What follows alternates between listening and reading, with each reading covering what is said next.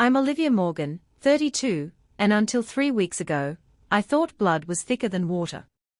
Standing in my designer dress at my sister's wedding reception, my mother's hand connected with my face, the sound echoing across the suddenly silent ballroom. My crime? Refusing to sign over my Manhattan penthouse to them. As tears stung my eyes, I realized the family I'd sacrificed everything for had been using me all along. That night changed everything, and what happened next would make them regret ever crossing me. Hey guys, before I dive into the most devastating family betrayal of my life, I'd love to know where you're watching from. Drop your location in the comments below.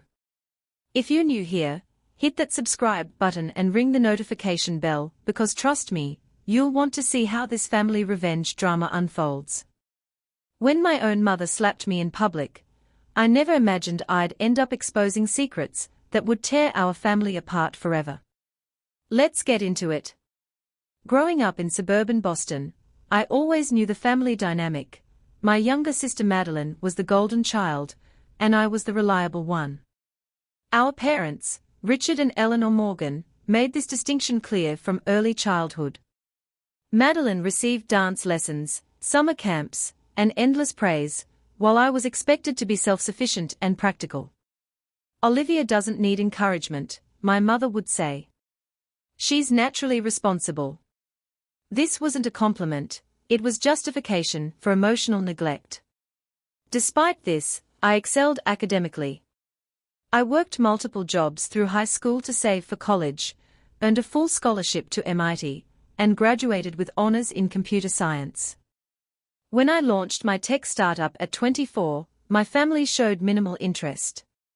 The countless nights I spent coding, the investor rejections, the near bankruptcies, I weathered these storms alone. But when my company was acquired by a major tech corporation 3 years later for $38 million, suddenly my family was overflowing with pride. We always knew you'd succeed, my father claimed during our celebratory dinner, conveniently forgetting how he'd called my business a hobby just months earlier. My mother began introducing me as my daughter, the millionaire, to her country club friends. Madeline, who'd bounced between failed acting auditions and retail jobs, started calling weekly with emergencies requiring financial assistance. I wanted to believe their renewed interest was genuine. When I purchased my Manhattan penthouse overlooking Central Park for $4.2 million, I invited them to visit frequently. They came, always with requests. My father needed capital for his struggling accounting firm. My mother wanted a luxury car, befitting our family's new status. Madeline required rent money, headshots, acting classes, and eventually, a down payment for a house she couldn't afford. I gave and gave, hoping to buy the love I'd never freely received.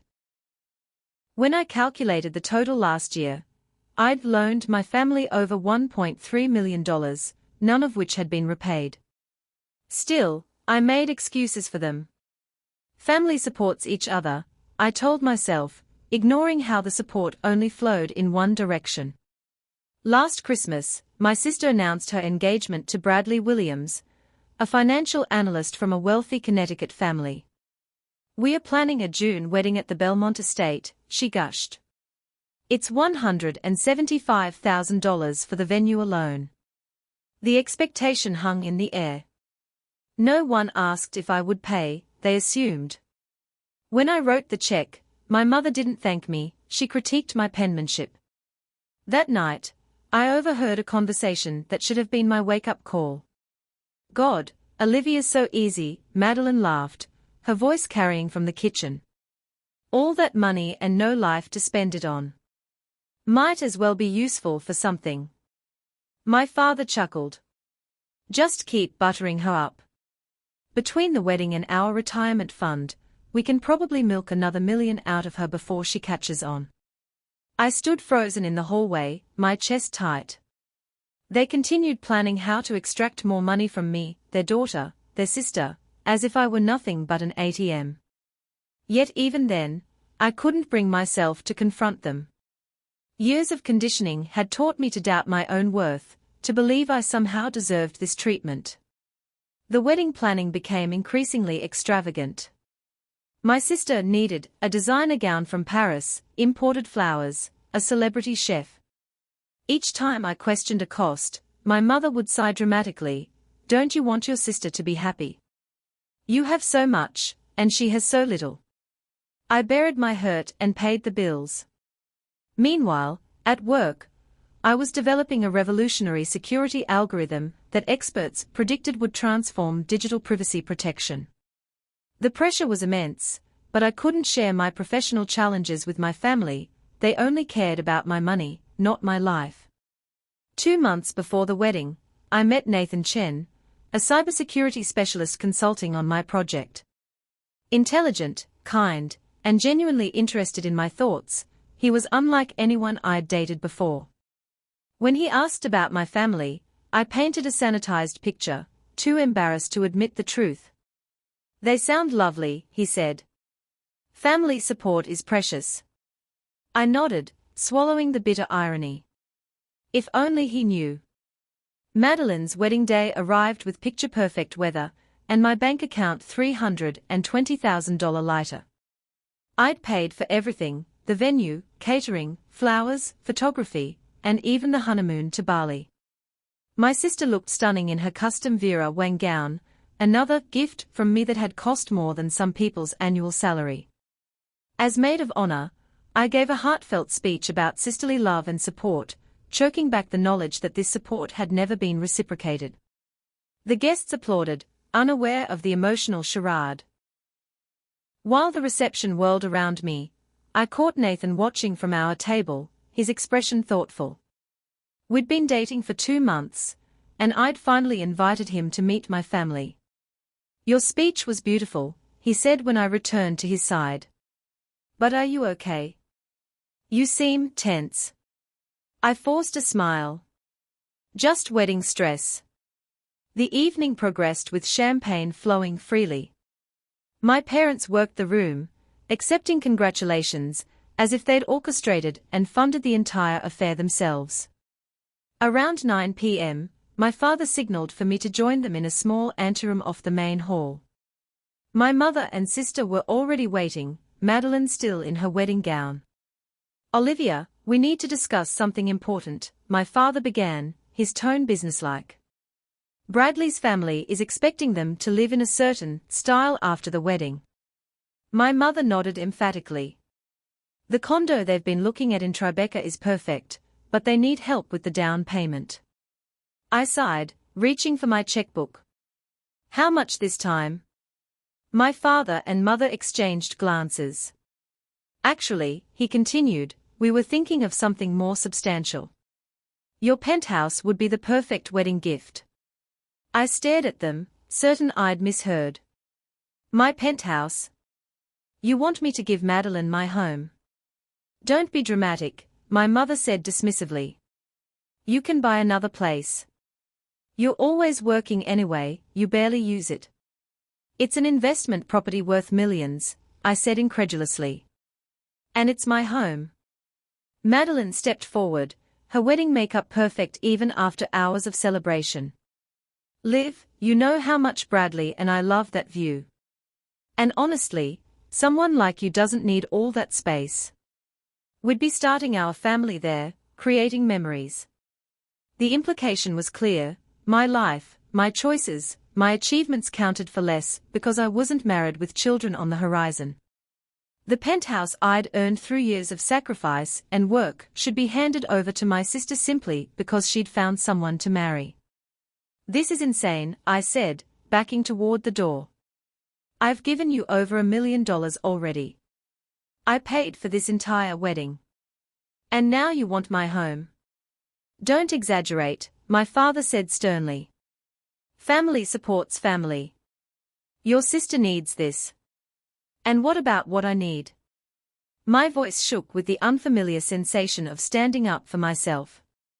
My mother's eyes narrowed. "What you need is to stop being selfish. We've always supported your choices, and this is how you repay us. By refusing to help your sister start her married life properly." The gaslighting was breathtaking. I'd spent years believing I wasn't doing enough, giving enough, being enough. But in that moment, something shifted inside me. "No," I said quietly. "Excuse me." My mother's voice rose sharply. I said no. "I will not give Madeline my penthouse. I've supported all of you for years without complaint. I've given money that was never repaid, funded lifestyles none of you earned, and never asked for anything in return. But this crosses a line." The room went silent. Then my sister began to cry, perfectly timed tears that had always worked to get her way. "How could you ruin my wedding day like this?" she sobbed. "I just wanted our family to be close, to build our lives together." My father put his arm around her. "See what you've done. After everything we've sacrificed for you." I laughed, a harsh sound that surprised even me. "Sacrificed? What exactly have any of you sacrificed for me? Name one thing." They stared at me, momentarily speechless. Then my mother stepped forward, her face contorted with rage. "You ungrateful, selfish bitch," she hissed. "After everything we've done to raise you, this is how you behave.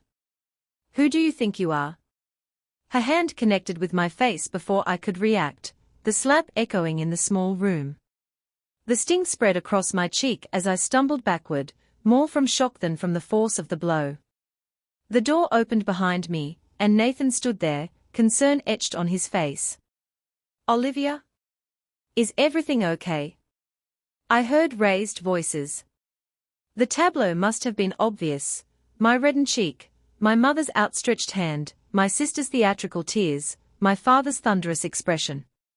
"We are having a family discussion," my father said coldly. "Please leave." Nathan didn't move. "Olivia? Do you want me to stay?" No one had ever asked what I wanted before. The simple question broke something open inside me. "Yes," I whispered.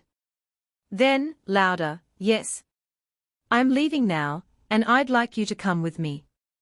I turned to my family, years of suppressed feelings rising to the surface. "Don't contact me again until you're ready to apologize. And don't expect another cent from me, ever." As I walked out with Nathan, I heard my mother's voice behind me, "She'll calm down. She always does. By tomorrow, she'll be begging us to forgive her." She couldn't have been more wrong. The morning after the wedding, I woke in my penthouse with a throbbing cheek and a clarity I'd never experienced before. Nathan had been a silent, supportive presence on the taxi ride home, not pushing for explanations, but simply being there. He'd left shortly after ensuring I was okay, understanding I needed space. I made coffee and stood by the floor-to-ceiling windows overlooking Central Park, watching the sunrise paint the sky in shades of pink and gold. This was my home, earned through my hard work, my sacrifices, my sleepless nights. The idea that my family felt entitled to take it from me was the final push I needed to break free from their manipulation. My phone buzzed incessantly with messages and calls from my parents and sister. I silenced it without reading them. Instead, I called my assistant, Claire. "I need you to contact my lawyer and accountant today," I told her. "I want a complete audit of all financial transactions between myself and my family members over the past 5 years. Is everything okay?" Claire asked, concern evident in her voice. "It will be," I replied, surprising myself with my conviction. Over the next week, I threw myself into work, finding solace in the algorithms and code that had always made more sense to me than family dynamics. Nathan texted daily, checking in without pressuring me. His gentle support was unfamiliar, but deeply appreciated. 10 days after the wedding, my lawyer, David Goldman, requested an urgent meeting. When I arrived at his office, his expression was grim. "Olivia, I have some concerning findings," he said, sliding a thick folder across his desk. The financial audit revealed irregularities that go beyond simple loans. I opened the folder and scanned the first page, my stomach dropping. What am I looking at exactly? Your father has been siphoning money from your accounts, David explained. We found evidence that he's been using your personal information to open credit lines, make investments, and even take out a mortgage, all in your name. The room seemed to tilt. That's identity theft. David nodded gravely. Yes, it is. And it gets worse. The investment opportunity he convinced you to put $350,000 into last year. It doesn't exist. The money went directly into a personal account shared by your parents.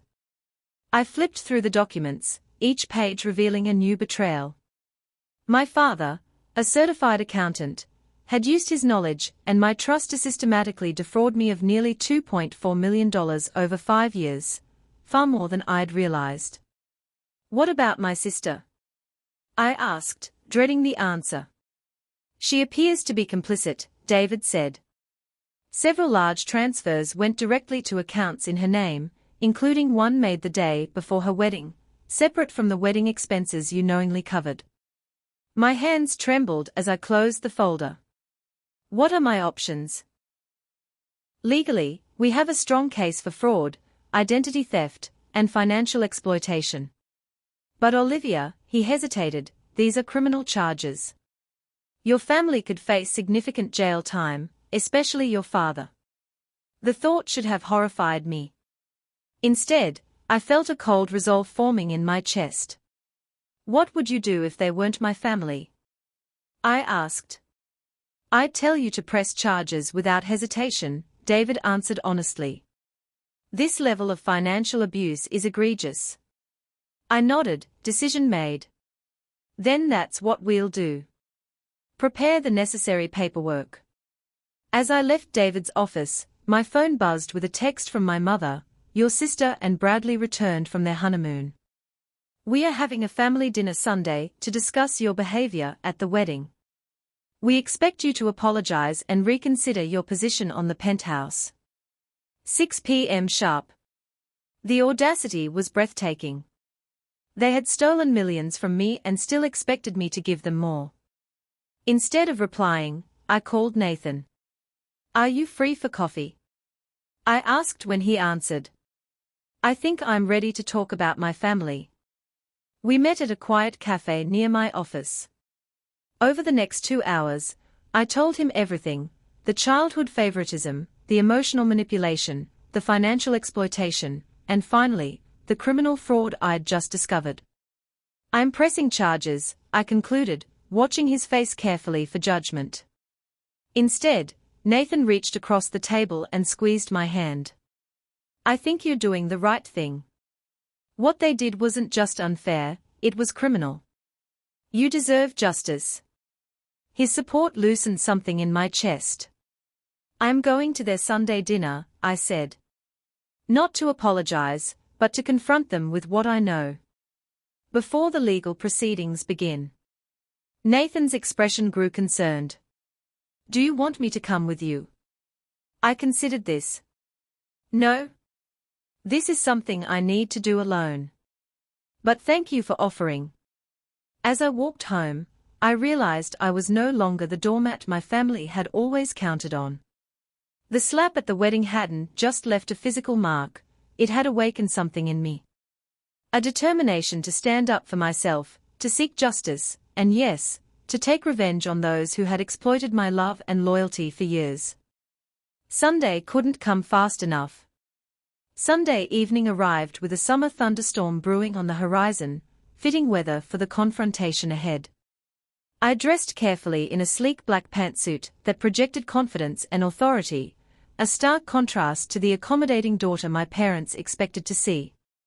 In my briefcase, I carried copies of the damning financial evidence my lawyer had compiled. During the taxi ride to my parents' suburban home, I rehearsed what I would say, how I would remain calm when they inevitably tried to gaslight and manipulate me.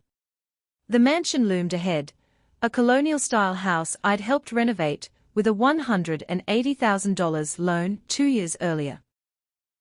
Even the home, they lived in had been partially funded by my hard work. My sister's new Mercedes sat in the driveway alongside my father's Lexus, both purchased with my money. I took a deep breath and rang the doorbell, centering myself for what was to come. My mother answered, her face immediately shifting from surprise to calculated warmth. "Olivia. We weren't sure you'd come." She leaned in for a cheek kiss, acting as if she hadn't slapped me 3 weeks earlier. I stepped back, avoiding her touch. "I'm here to talk. That's all." Her expression hardened slightly, but she maintained her facade. "Well, come in. Everyone's in the dining room." I followed her through the foyer into the formal dining room, where my father sat at the head of the table, my sister and her new husband on one side. An empty chair waited for me opposite them, positioned so I'd be facing all three of them alone. A power play I recognized immediately. "Ah, the prodigal daughter returns," my father said with forced joviality. "We were just discussing your behavior at the wedding. I trust you've had time to reflect and are ready to apologize." I remained standing, placing my briefcase on the table. "Actually, I've been doing more than reflecting. I've been investigating." The atmosphere in the room shifted perceptibly. My father's smile faltered. "Investigating? What are you talking about? Financial fraud? Identity theft? Criminal misappropriation of funds?" I opened my briefcase and withdrew the folder, sliding it toward him. "It's all there. Every account you opened in my name. Every fraudulent investment. Every dollar you stole from me." The color drained from his face as he flipped through the documents. My mother rushed to look over his shoulder, her hands beginning to tremble. "This is ridiculous," she sputtered. "We're your parents. We were just helping you manage your money." "By stealing over $2 million from me?" I asked, my voice steady.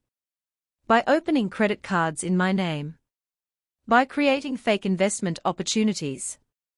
My sister, who had been unnaturally quiet, suddenly spoke up. "Olivia, you're being dramatic. Dad was just trying to help with your finances. You know you're not good with money." I laughed incredulously. "Not good with money? I built a tech company from nothing and sold it for $38 million. I've been good enough with money for all of you to live off me for years." "We're family," my father said, his businessman persona asserting itself as he regained composure. "Family shares resources. Everything we did was for this family's benefit. Including the $250,000 you transferred to your personal offshore account the day before Madeline's wedding." I challenged. "Was that for the family too?" Bradley, my sister's husband, looked confused. "What offshore account?" An interesting development. It seemed not everyone at the table was fully informed about the extent of my family's deception. "Stay out of this," my father snapped at him before turning back to me. "Olivia, let's discuss this rationally. I admit we may have been overzealous in managing your assets, but our intentions were good." "Intentions don't matter in court," I replied. "And that's where this is heading. I've already filed reports with the Financial Crimes Division. They'll be contacting you this week." The room exploded in chaos. My mother burst into tears, my father shouted threats, and my sister alternated between pleading and accusing me of betrayal. Bradley sat in stunned silence, looking at his new in-laws with growing horror. "You ungrateful child," my mother sobbed. "After everything we've done for you." "Like what, exactly?" I asked, still maintaining my composure. "Name one thing you've done for me that didn't ultimately benefit you more." "We raised you," my father thundered. "We put a roof over your head. We sent you to college." "I earned a full scholarship," I corrected. "I worked through high school to save money. I built my company while living in a studio apartment I paid for myself. You've never supported me, you've only taken from me." My sister stood up, her perfectly made-up face contorted with rage. You think you're so much better than us, don't you? Just because you got lucky with your little computer program. It wasn't luck, I said quietly. It was work. Something you've never understood. My father slammed his fist on the table. If you go through with this, you're no longer part of this family. Do you understand? You'll be dead to us. The threat that would have devastated me 3 weeks ago now felt almost liberating. I'm not sure I ever truly was part of this family, I replied. Not as a daughter or sister, just as a bank account. I turned to leave, but my mother grabbed my arm. Wait. There must be some arrangement we can come to. What do you want? An apology. Fine, I'm sorry about the slap. It was heat of the moment. The insincerity was breathtaking. What I want is justice, I said, removing her hand from my arm. And for you all to face the consequences of your actions, perhaps for the first time in your lives. As I walked toward the door, I heard Bradley ask my sister, "Did you know about all this? The fraud?" I paused, curious about her response. Of course not, she lied smoothly. Olivia's always been jealous of me. She's making this all up because she can't stand to see me happy. I turned back one last time. The documentation is irrefutable, Bradley. You might want to consider what you've married into. The police will be investigating all accounts connected to this fraud, including joint accounts with spouses. His face paled as the implications sank in. My sister looked panicked, the perfect facade cracking. Lightning flashed outside as I opened the front door, the storm finally breaking. It felt symbolic somehow, cleansing, powerful, necessary. You'll regret this, my father called after me. No one will believe you over us. We are respected in this community. I stepped into the rain, letting it wash over me. We'll see, I said, though I doubt they heard me over the thunder. As I walked to my waiting taxi, I felt the weight of decades of emotional manipulation beginning to lift. The confrontation had gone almost exactly as I'd expected, denial, then anger, then attempts to manipulate me back into line. What I hadn't anticipated was the sense of peace that came with finally standing up for myself. I pulled out my phone and texted Nathan, "It's done." They reacted exactly as predicted. His reply came seconds later, "Proud of you. Want company tonight?" For the first time in weeks, I smiled genuinely. "Yes. Bring dinner. I have a feeling this is just the beginning." I wasn't wrong. The storm I'd unleashed that night would grow far beyond what any of us could have imagined. Guys, I have to pause here because this was truly the turning point in my life. The moment I stood up to my family changed everything, and what came next was even more intense. If you're going through something similar, know that standing your ground is the hardest part, but it gets better. Have you ever had to confront toxic family members? Let me know in the comments below. And if you're invested in how this family revenge drama unfolds, hit that like button and subscribe to see the next part where everything starts to unravel. I promise, the karma that came back to my family was beyond anything I could have orchestrated myself. The legal wheels turned faster than I anticipated. Within a week of my confrontation with my family, financial crimes investigators had frozen multiple accounts associated with my father, mother, and sister. My lawyer kept me updated as search warrants were executed, documents seized, and formal interviews conducted. I expected my family to maintain a united front of denial, but their facade cracked almost immediately. My father threw my mother under the bus, claiming she had pressured him into the fraudulent activities. My mother, in turn, insisted she'd known nothing about the financial details, she'd simply spent the money my father gave her. And my sister, most surprisingly, turned on both of them, portraying herself as an innocent recipient of gifts she'd never questioned. Bradley filed for annulment 3 weeks after the wedding, humiliated by the public scandal, and concerned about his own financial and legal exposure. The society pages that had recently celebrated my sister's fairy tale wedding now ran headlines about the Morgan family financial fraud. Nathan became my rock during this turbulent time. Unlike previous relationships where I'd hidden my success to avoid intimidating partners, with Nathan I could be my complete self, strong, vulnerable, angry, determined. He never tried to fix things or tell me how to feel. He simply supported my decisions and reminded me that I deserved justice. "Your family is worried about their reputation," he observed one evening as we reviewed new developments with my legal team. "That's their real vulnerability." He was right. My parents had spent decades cultivating an image of respectability in their social circles. Being exposed as frauds and thieves was, in many ways, more devastating to them than the legal consequences. I received an unexpected visitor at my office one afternoon, Bradley, my sister's estranged husband, looking haggard and stressed. "I had no idea," he said after my assistant showed him in.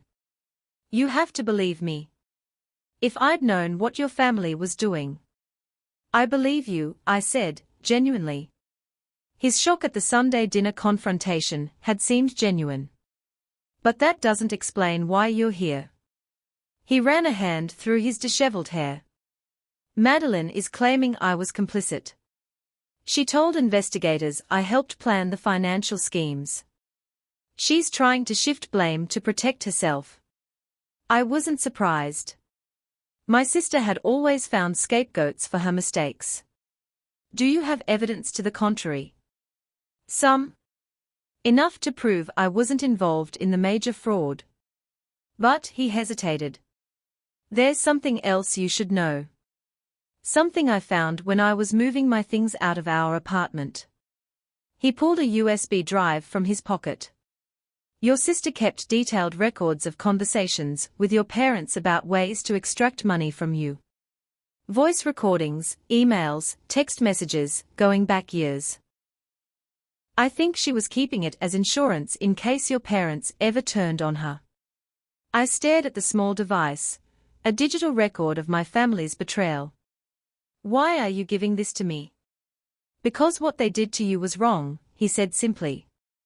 "And because I'm afraid of what Madeline might do to save herself." He trailed off, searching for words.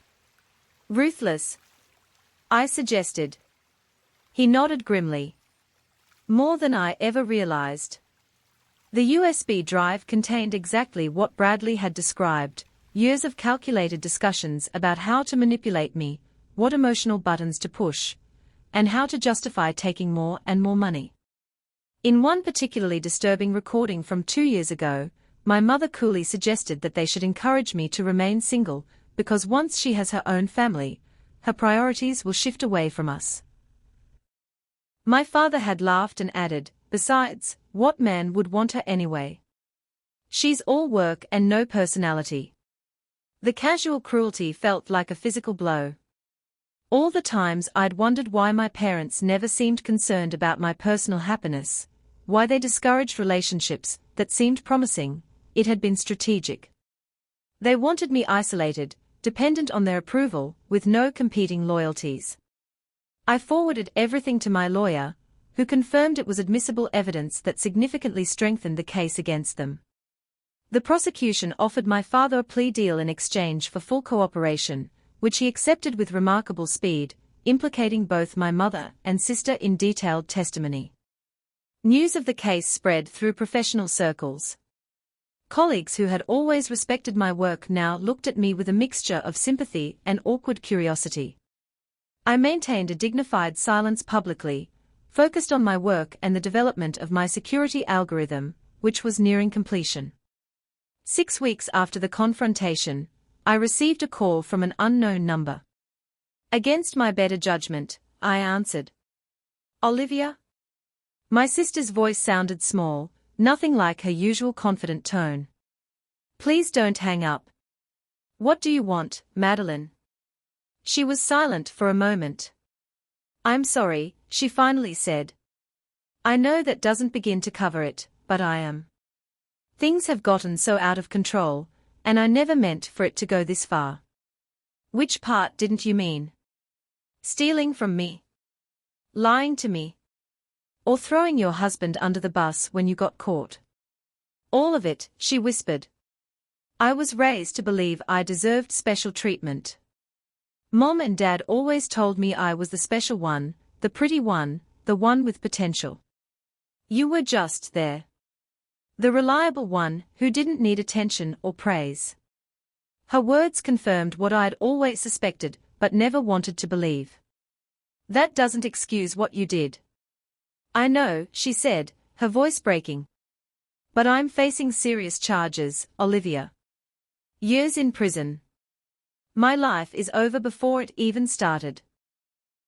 Please, if you could just tell the prosecutors that you don't want to press charges against me specifically. Stop, I interrupted, anger rising. You're still trying to manipulate me. You're not sorry about what you did, you're sorry you got caught. That's not true, she protested. I've had time to reflect, to see how wrong we were. Please, Olivia. I'm your sister. Biology doesn't make a family, I said quietly. Trust and love do. You betrayed both. She began to sob. What can I do? Please, tell me what I can do to make this right. For a brief moment, I considered relenting. Despite everything, she was my sister, and some small part of me still remembered the rare good moments between us. But then I recalled the recordings, her vicious comments, her willingness to throw an innocent man under the bus to save herself. You can take responsibility for your actions, I said firmly. Face the consequences with dignity. That's the only path forward. You're really going to let your own sister go to prison? She asked, desperation giving way to familiar entitlement. After everything we've been through together. Yes, I answered honestly. Just like you were really willing to steal from your own sister, and destroy her financially. Actions have consequences, Madeline. It's time you learned that. I ended the call, my hands shaking but my resolve intact. Nathan found me on the penthouse balcony an hour later, staring out at the city lights. Your sister, he guessed, noting my expression. I nodded. She wanted me to tell the prosecutors to drop the charges against her.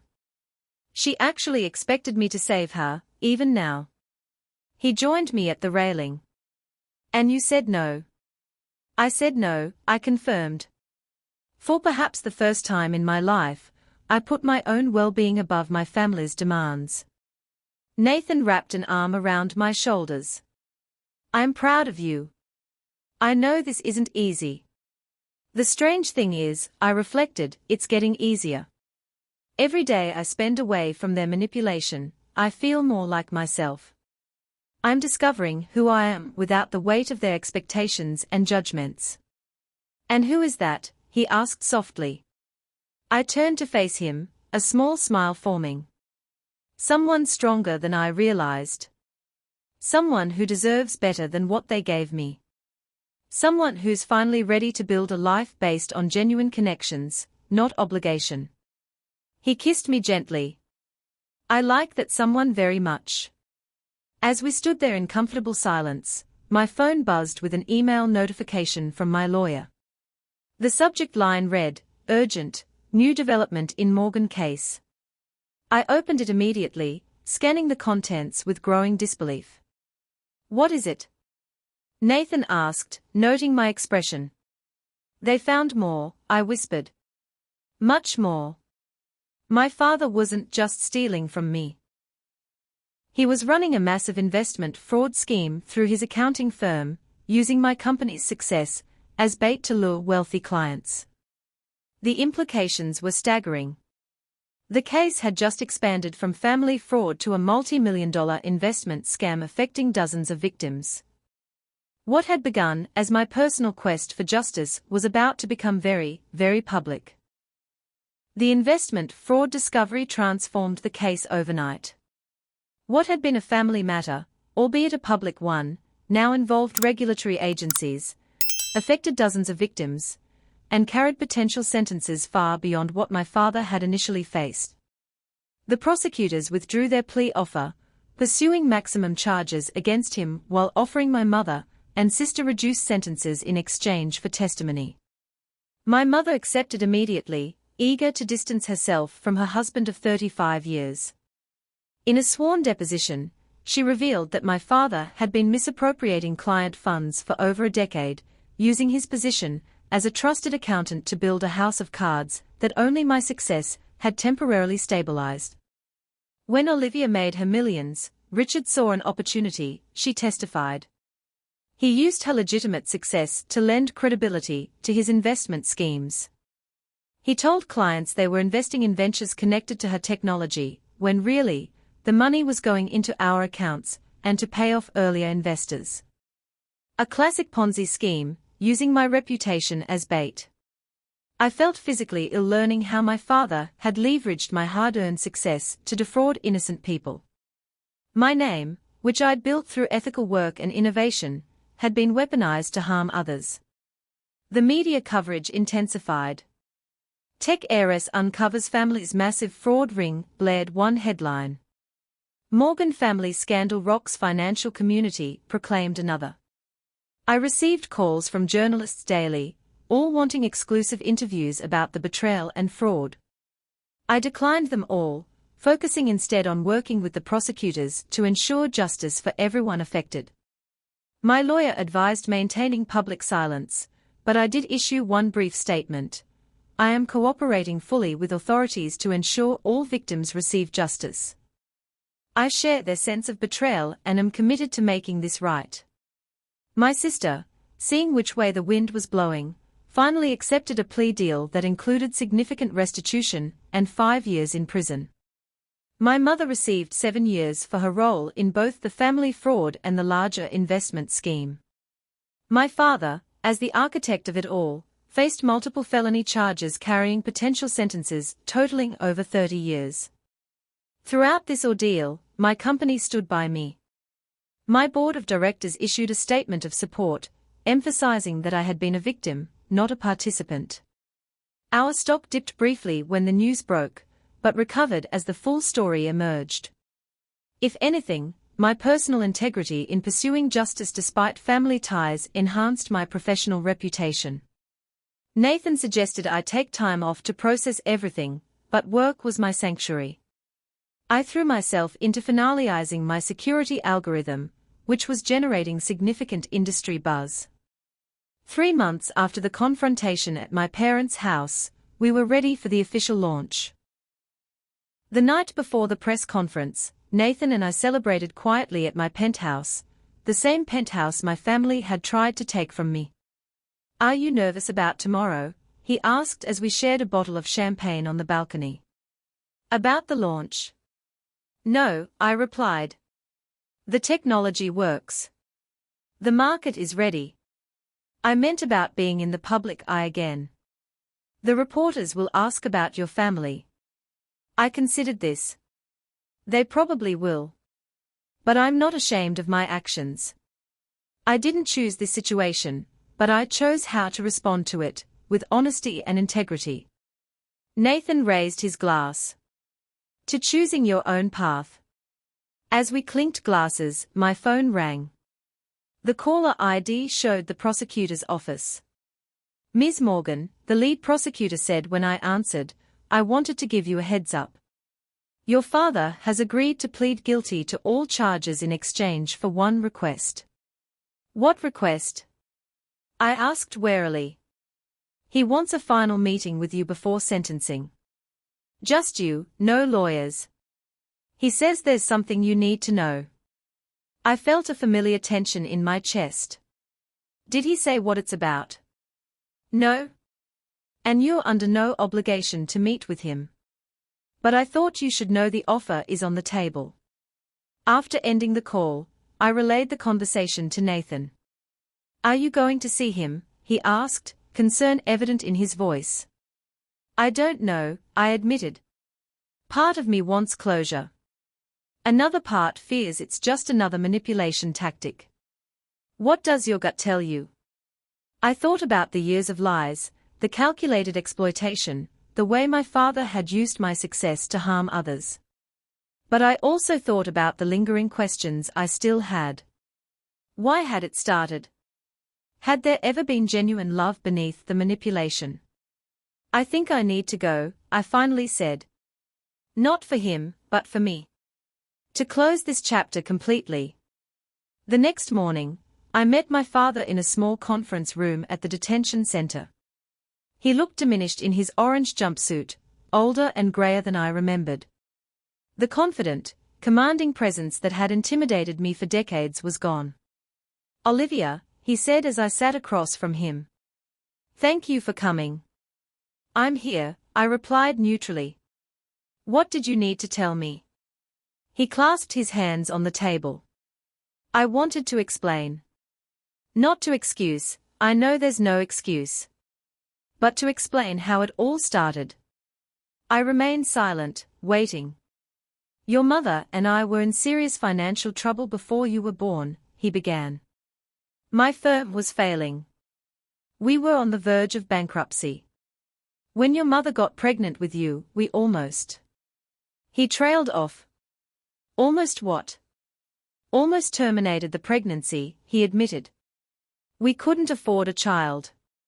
But we didn't, obviously. And then when you were 2, I made my first financial impropriety. Just a small misappropriation from a client account to cover our mortgage. I intended to pay it back. But you didn't," I stated flatly. "No. Instead, I took more. And then more." By the time Madeline came along 3 years later, we were living beyond our means, keeping up appearances, trapped in a web of financial deception I couldn't escape. "What does this have to do with how you treated me?" I asked. He looked genuinely pained. "I resented you, Olivia. Not consciously, perhaps, but deeply. You represented the moment when I first crossed a line I could never uncross.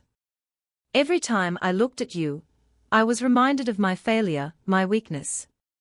It was easier to focus on Madeline, to make her the golden child, than to face what you represented.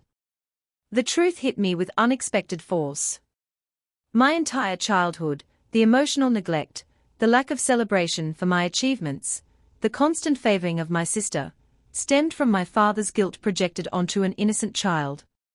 That's why you emphasized self-sufficiency for me," I realized aloud. "Why you never celebrated my successes. You didn't want me to succeed because every achievement of mine highlighted your failures." He nodded slowly. "I didn't understand it myself until recently, in therapy here. I know it doesn't excuse anything. But I wanted you to know it was never about you, Olivia. You are extraordinary. That's why when you became successful, I saw it as an opportunity to fix everything, to finally escape the hole I'd dug. I told myself I deserved a share of your success. You stole from me," I said quietly. "You all did. 4 years. "Yes," he acknowledged. "And I'll spend the rest of my life paying for that. But before I go to prison for what will likely be the remainder of my life, I needed you to know, my failure, as a father reflects nothing about your worth. It was always about my weakness, never yours." I sat in silence, absorbing his words. The explanation didn't erase the pain or justify the actions, but it completed a puzzle I'd been trying to solve my entire life. Why had I never been enough? Now I knew, it had nothing to do with me at all. "Thank you for telling me this," I finally said. "It doesn't change what happened or what's to come, but it helps me understand." He nodded, tears forming in his eyes. "I'm sorry, Olivia. Truly. I know those words are inadequate, but they are all I have left to give you." As I stood to leave, he asked one final question: "Will you be at the sentencing?" I paused at the door. "Yes. Not for revenge or satisfaction, but because I need to see this through to its end." That afternoon, I stood on a stage at our company headquarters, announcing the launch of our revolutionary security algorithm to a room full of tech journalists.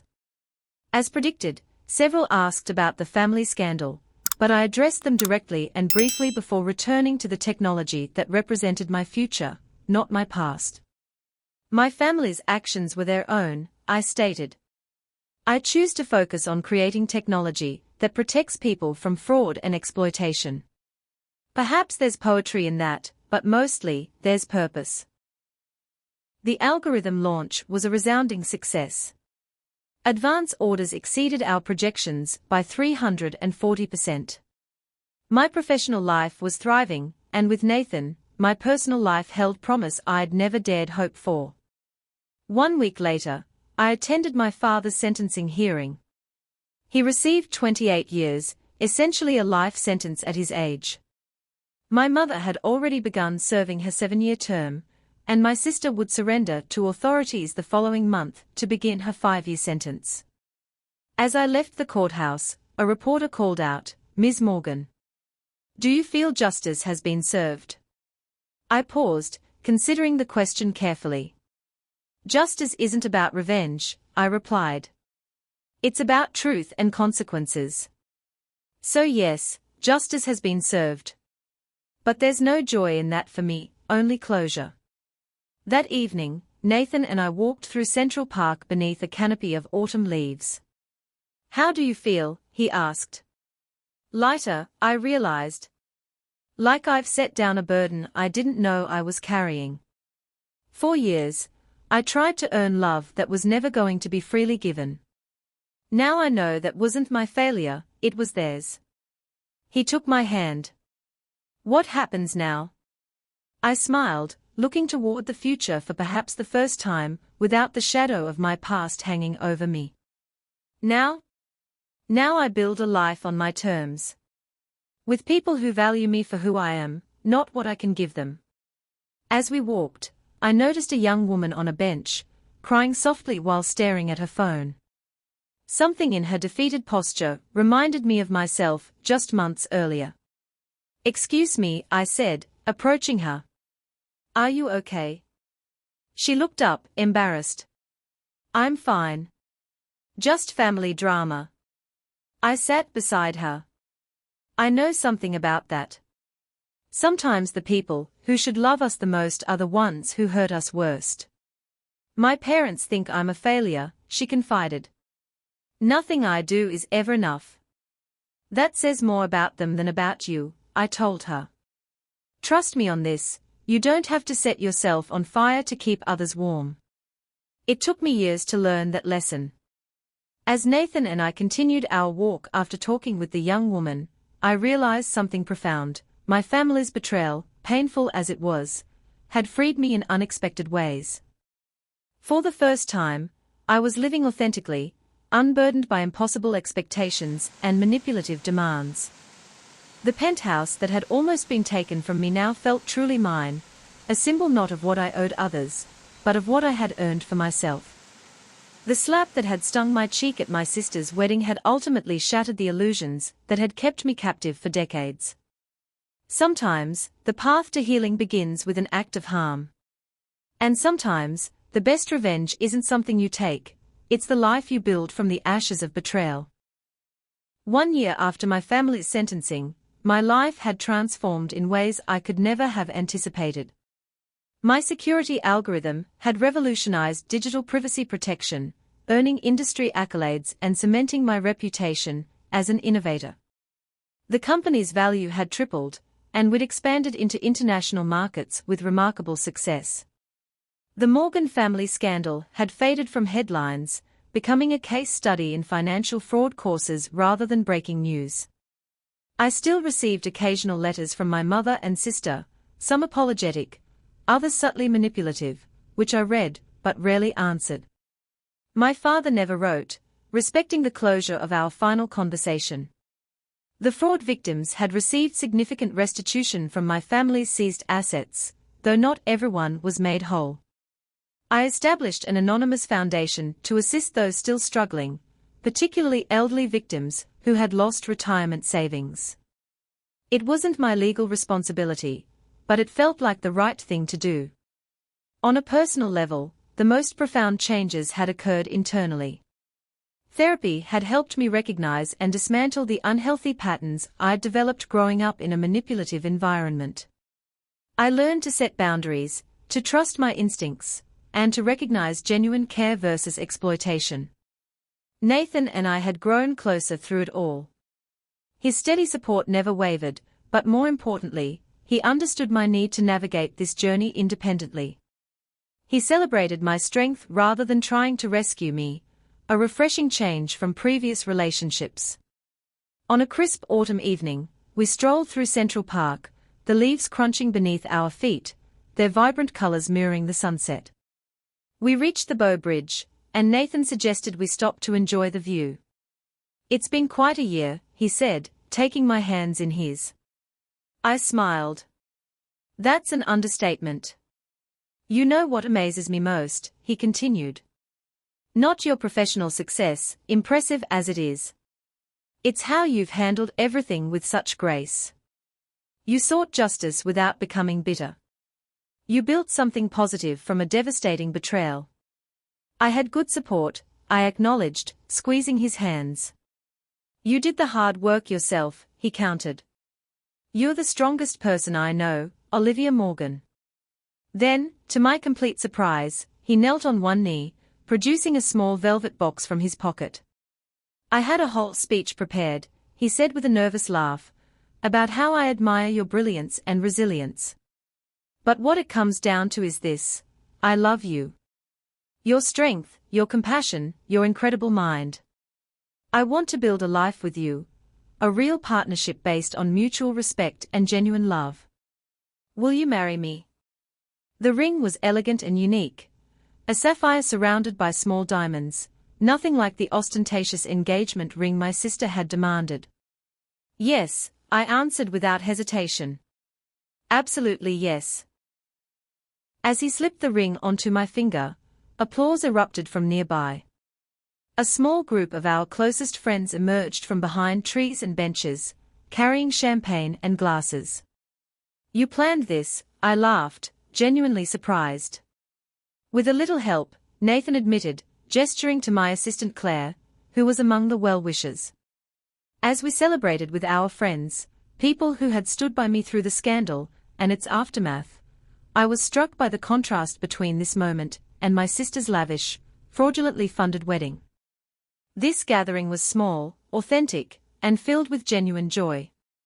Later that night, back at the Penthouse, our home now, as Nathan had moved in 6 months earlier, we sat on the balcony overlooking the city lights.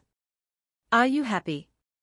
Nathan asked, his arm around my shoulders. "Deeply," I replied honestly.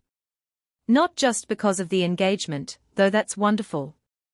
I'm happy because for the first time, I'm living a life that's truly mine. No manipulation, no unrealistic expectations, no constant sense that I'm failing someone else's standards." "You deserve every bit of that happiness," he said. "We all do," I reflected. "That's what I learned through all of this. We all deserve authentic connections and the space to be ourselves." The following weekend, I received a surprising email from Bradley, my sister's ex-husband. We'd had minimal contact since he'd provided the USB drive of evidence, though I'd heard he'd relocated to Chicago to rebuild his life away from the scandal. "I hope this isn't intrusive," his message read, "but I wanted to share some news. I'm getting married next spring to someone wonderful I met through my volunteer work. The experience with your family, painful as it was, taught me valuable lessons about recognizing manipulation and valuing authenticity. In a strange way, I'm grateful for that awakening. I saw your engagement announcement in the Times and wanted to wish you happiness. You deserved better than what your family did to you, and I'm glad you found it." His message touched me deeply. Another life transformed by the painful but necessary exposure of truth. I sent a warm congratulation in return, genuinely happy for his fresh start.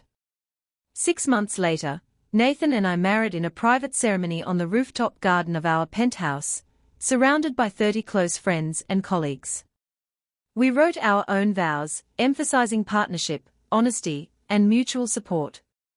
No family members attended from either side. Nathan's parents had passed years earlier, and my family remained incarcerated. Yet the absence of biological family didn't diminish the occasion. If anything, it highlighted how we'd both created our chosen family of loyal, authentic friends. After the ceremony, Claire approached me with a small package that had been delivered that morning. "It's from your sister," she said hesitantly. Security checked it, just a card and a small item. "You don't have to open it now, or ever." I decided to read it privately. Inside was a simple card in Madeline's handwriting. "Congratulations on your wedding day. I know you have no reason to want anything from me, but this belonged to Grandma Morgan. Despite everything, I think she would want you to have it." Beneath the card was a delicate silver locket I remembered from childhood, our grandmother's prized possession, containing tiny photos of her parents. I stood by the window, turning the locket in my hands, unsure how to feel. Was this a genuine gesture, or another manipulation? Prison had given my sister plenty of time to reflect, but people rarely change fundamentally. I decided to accept the gift for what it represented, a fragment of family history untainted by recent betrayals, without reading too much into the gesture itself. When I rejoined the reception, Nathan noticed my momentary distraction. "Everything okay?" I showed him the locket. A wedding gift from an unexpected source. He studied my expression. "How do you feel about that?" "At peace," I realized. I don't need to reconcile with my family to be whole. I don't need their approval or even their genuine remorse, though I hope prison has given them time for reflection. What happened shaped me, but it doesn't define me. He kissed my forehead. "That's why I love you. You found strength without hardening your heart." The following year brought new adventures and challenges. My company expanded globally, requiring frequent international travel. Nathan's architectural firm won a prestigious commission to design a sustainable urban development. We balanced demanding careers with our commitment to nurturing our relationship, always making time for honest communication and shared experiences. When we celebrated our first anniversary, we reflected on the journey that had brought us together. If my mother hadn't slapped me at that wedding, I mused, if I hadn't finally stood up for myself, we might not be here now. "You would have found your way eventually," Nathan said confidently. "That strength was always in you." "Perhaps," I acknowledged. "But sometimes we need a catalyst, even a painful one, to spark transformation." 3 years after my family's sentencing, I received notice that my sister would be released early for good behavior. My mother would follow 18 months later. My father remained incarcerated, his health declining according to prison reports. I considered whether to establish contact once they were released.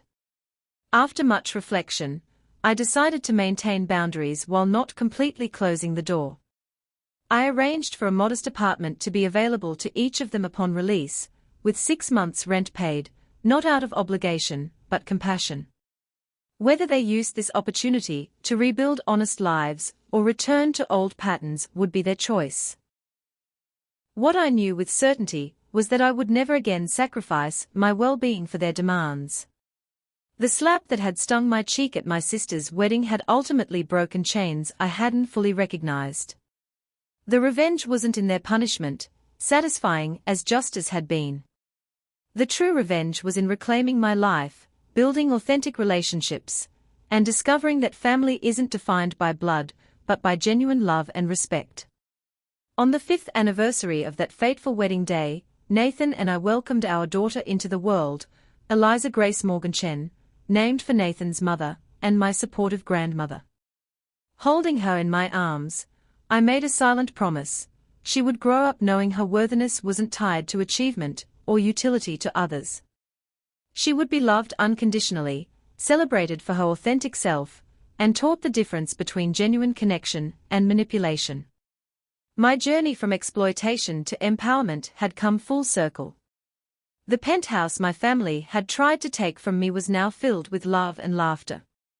The fortune they had attempted to drain now provided security for a new generation. And the heart they had tried to control now beat freely, stronger for having been broken and healed.